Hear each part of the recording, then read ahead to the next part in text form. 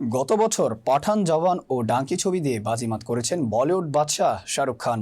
৩ ছবি ছিল ব্লকবাস্টার। আর জওয়ান বক্স অফিসের ব্যবসায় বলিউডের সর্বকালের রেকর্ড ভেঙেছে। এরপর থেকে শাহরুখ নিজেকে প্রস্তুত করেছেন পরের চমকের জন্য।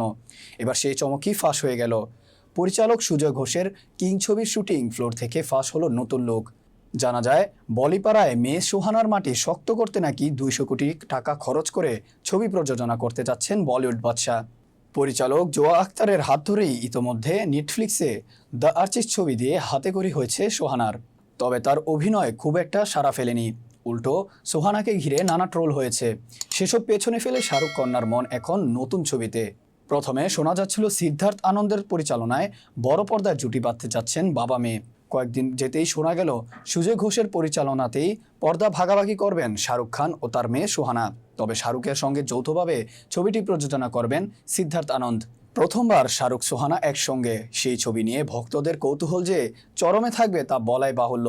কোন ভূমিকায় দেখা যাবে শাহরুখকে? সূত্রের খবর, সুজয় ঘোষের এই স্পাই থ্রিলারে সুহানার চরিত্রকে আরও বলিষ্ঠ করার উদ্দেশ্যে শাহরুখের জন্য বিশেষভাবে একটি চরিত্র ডিজাইন করা হয়েছে। গোয়েন্দার ভূমিকায় যেখানে বাদশা কন্যা থাকছেন, সেখানে কিং খানকে হ্যান্ডলারের চরিত্রে দেখা যেতে পারে বলে ধারণা করা যাচ্ছে।